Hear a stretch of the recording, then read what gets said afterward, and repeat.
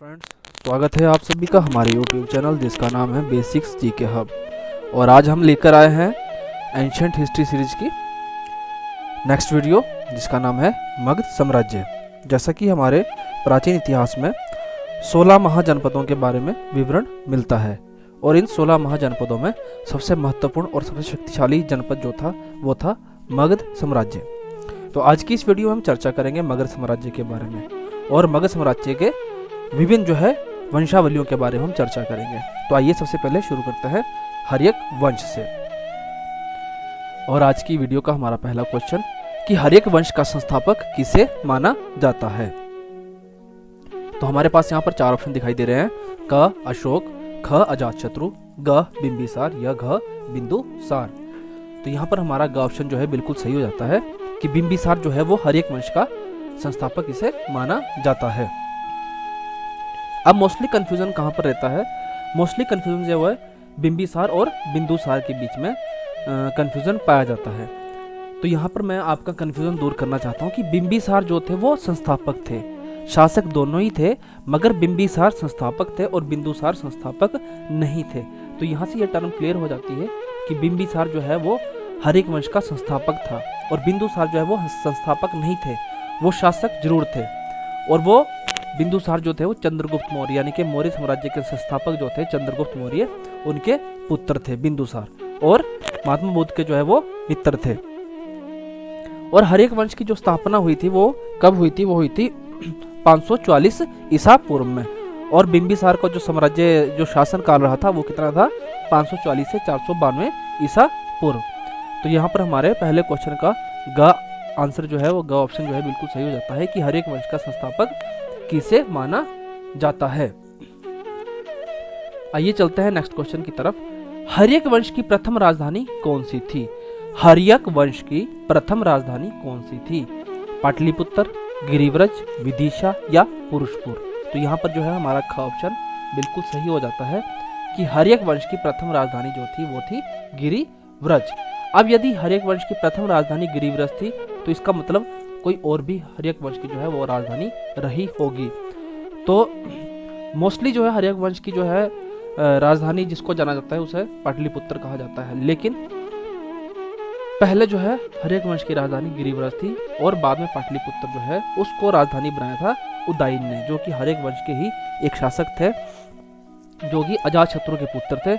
उन्होंने ही पाटलिपुत्र को हर्यक वंश की राजधानी बनाया था। इसी प्रकार और भी जो है राजधानियां हर्यक वंश की रही, उसके बारे में आगे चर्चा करेंगे। तो यहाँ से हमारा सेकंड क्वेश्चन जो ये क्लियर हो जाता है कि हर्यक वंश की प्रथम राजधानी कौन सी थी? गिरिव्रज। और द्वितीय राजधानी कौन सी थी? तो वो थी पाटलिपुत्र। और उसको किसने बनाया?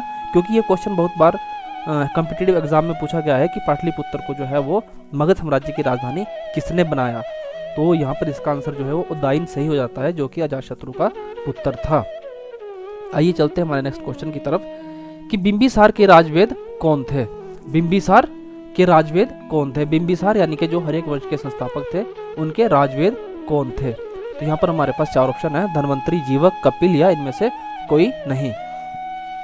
तो यहाँ पर भी जो है ख ऑप्शन जो बिल्कुल सही हो जाता है कि बिंबिसार के राजवेद जो है वो जीवक थे।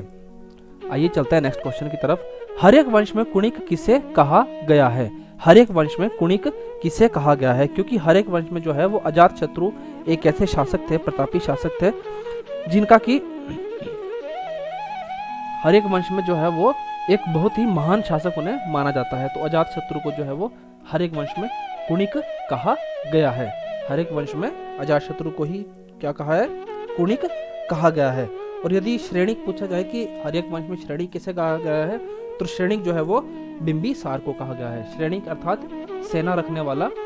तो हर्यक वंश में श्रेणिक जो है वो बिंबिसार को कहा गया है और कुणिक जो है वो अजातशत्रु को कहा गया है। प्रथम बौद्ध संगीति पाटलिपुत्र में किस राजा के शासन काल में हुई थी? प्रथम बौद्ध संगीति, ये हमने जो है पहले भी बौद्ध धर्म में जब हमने डिस्कशन की थी, बौद्ध धर्म की वीडियो उसमें हमने चर्चा की थी, तो उसमें भी ये क्वेश्चन हमारा क्लियर हो गया था कि प्रथम बौद्ध संगीति जो कि 483 ईसा पूर्व में हुई थी। और सप्तपर्णी गुफा जो है वहां पर स्थान जो है वहां पर हुई थी। और उस समय उसका शासक कौन था? तो शासक था अजातशत्रु। और इस संगीति के अध्यक्ष कौन थे? वो थे महाकश्यप। तो हमारे पास यहाँ पर ऑप्शन जो है बिल्कुल सही हो जाता है कि प्रथम बौद्ध संगीति पाटलिपुत्र में अजातशत्रु के शासनकाल में हुई थी। और अजातशत्रु का जो शासनकाल वो कब से कब तक रहा? तो वो रहा 492 से 460 ईसा पूर्व तक। 492 से 460 ईसा पूर्व तक। आइए चलते हैं नेक्स्ट क्वेश्चन की तरफ। शिशुनाग वंश का संस्थापक कौन था? तो यहाँ पर हमारे पास उसी प्रकार 4 ऑप्शन हैं, कालाशोक, शिशुनाग, नागदशक या इनमें से कोई नहीं।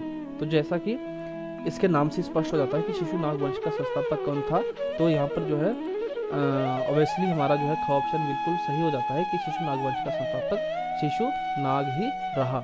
और जो है नागदशक जो था वो हर्यक वंश का अंतिम शासक था। नागदशक जो है हर्यक वंश का अंतिम शासक था। और बिंबिसार हर्यक वंश का संस्थापक था। और बिंबिसार का पुत्र था अजातशत्रु, और अजातशत्रु का पुत्र था उदयन। और उदयन ने ही जो है वो गिरिव्रज को बदलकर पाटलिपुत्र को राजधानी बनाया था। और जो है कालाशोक, यदि हम कालाशोक की बात करें तो कालाशोक जो है वो भी हमारे शिशुनाग वंश के ही एक शासक थे, जिनके की शासनकाल में दूसरी बौद्ध महासभा का आयोजन वैशाली में हुआ था। दूसरी बौद्ध महासभा का आयोजन जो है वो वैशाली में हुआ था। और वैशाली को भी जो है बाद में मगध की राजधानी बनाया गया था। और वैशाली को मगध की राजधानी किसने बनाया?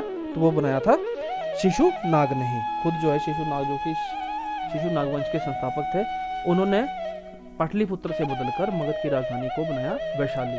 और कालाशोक के समय में जो है वो दूसरी बौद्ध महासभा का आयोजन हुआ था वैशाली में ही। आइए चलते हैं नेक्स्ट क्वेश्चन की तरफ। नंद वंश का संस्थापक कौन था? नंद वंश यानी कि शिशुनाग वंश के बाद जिस वंश का हमें वर्णन मिलता है तो वो था नंद वंश। तो नंद वंश का संस्थापक कौन था? धनानंद, महापद्मनंद, कुणिक या इनमें से कोई नहीं। तो यहाँ पर हमारा ख ऑप्शन जो है बिल्कुल सही हो जाता है कि नंद वंश का संस्थापक जो है वो महापद्मनंद था। और धनानंद जो थे वो नंद वंश के अंतिम शासक थे, जिनको की हराकर ही चंद्रगुप्त मौर्य ने मौर्य साम्राज्य का जो है वो स्थापना की थी। और किसकी सहायता से की थी? वो की थी अपने गुरु चाणक्य की सहायता से। और कुणिक जो है वो हर्यक वंश में अजातशत्रु को कहा गया है। और श्रेणी किसे कहा गया है?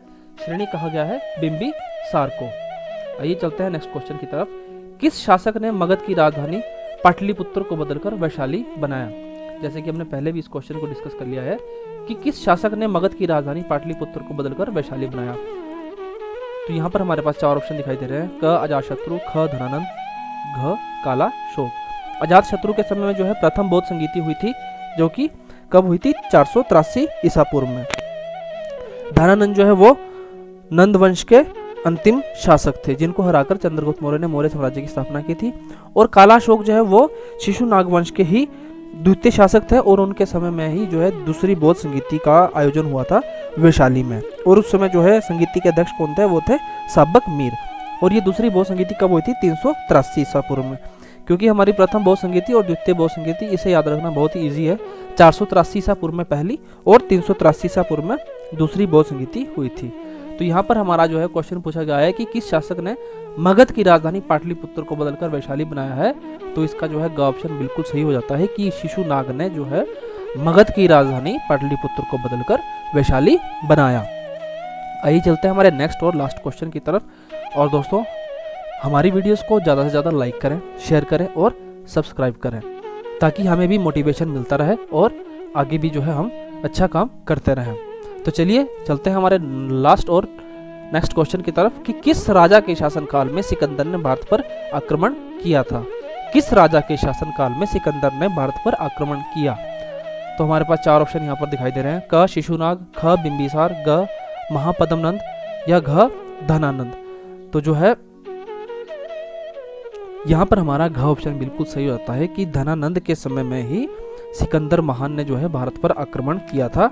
और ये कब किया था? तो सिकंदर महान ने 326 ईसा पूर्व में भारत पर आक्रमण किया था।